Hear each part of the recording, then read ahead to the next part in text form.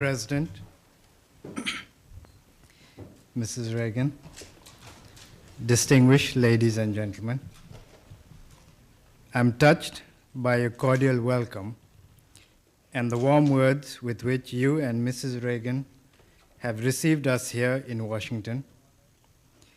We're equally honored by the generous remarks you, Mr. President, have just made about my country and people. Seen from Washington, Nepal is almost on the other side of the globe, and yet, as this friendly gathering here tonight shows, distance notwithstanding, friendship and cordiality based on shared ideals can exist between countries that are geographically far apart. In 1947, as soon as Nepal broke her age-old isolation by seeking friendship beyond her borders, it was with the United States of America that Nepal sought to establish her diplomatic relations. Since 1951, the year when my grandfather, late King Thiruvan, led the Nepalese people to democracy, we have looked to the United States as a land of freedom and fulfillment. The enduring ideals of the founding fathers of America, who spoke to men of liberty and independence, have inspired men throughout the world, including those of us living in the mountain fastness of Nepal. In our part of the world, if America is looked upon as a land of gold, grain, and computers, a country of skyscrapers and space shuttle, she is also regarded as a nation committed to respect man and his dignity.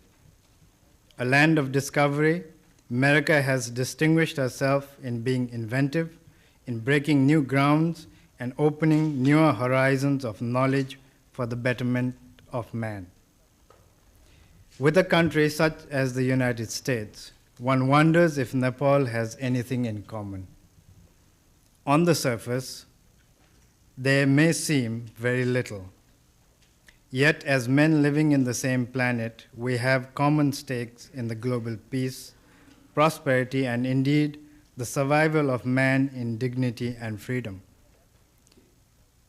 We are happy to see, Mr. President, your efforts to maintain peace and stability around the world.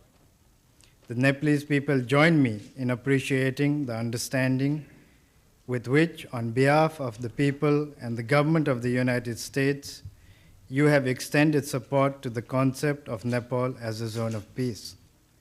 This recognition, I assure you, will go down not only as an important landmark in the history of our relations, but also as a testimony of your personal commitment to the cause of peace, stability, and freedom.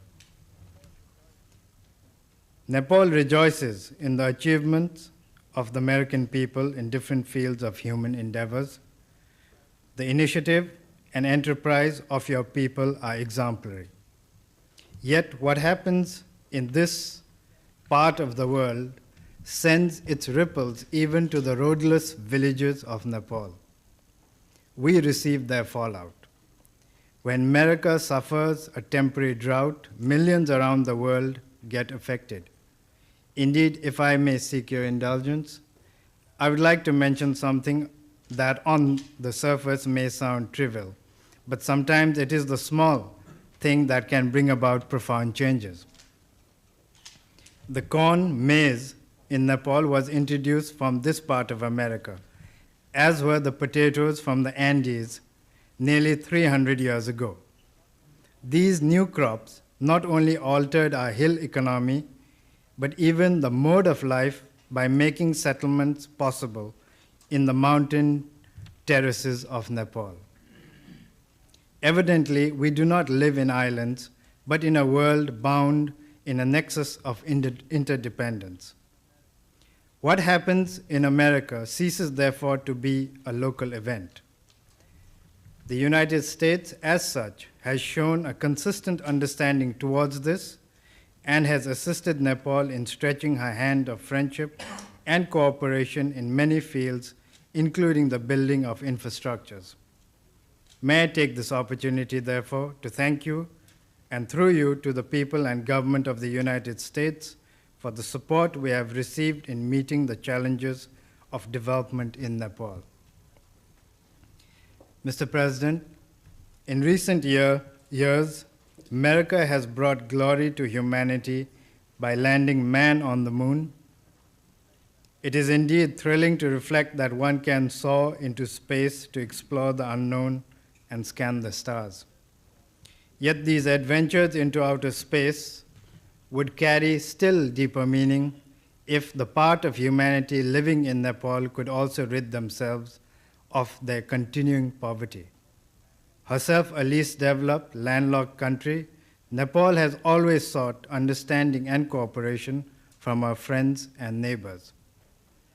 In fact, since the time I assumed responsibilities, I have sought that the minimum of basic needs must not be denied to people anywhere in the world. In this regard, I take comfort in the reassurance that the United States will continue to extend cooperation on a long-term basis into the future. Modern technology, Mr. President, has reduced distance and joined us all into a family of nations. This situation demands that we create an enduring relationship based on a sense of purpose and meaning.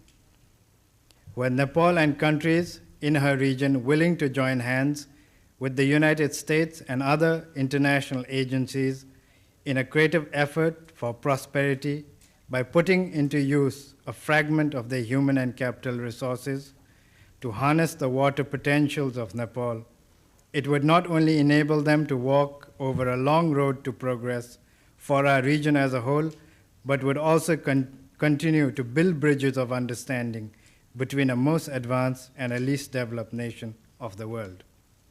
It would also mean eliminating the perils of hunger on the one hand and the danger of instability and extremism on the other. I have no doubt that Nepal and the United States can cooperate in many fields of creative endeavors. As countries that have shown respect to the uniqueness of the individual, we believe in the conservation of the natural as well as the spiritual heritage of man. But most important of all, we both honor the freedom of man and the independence of nations. In this regard, we appreciate the support the United States has shown consistently to our identity as a nation.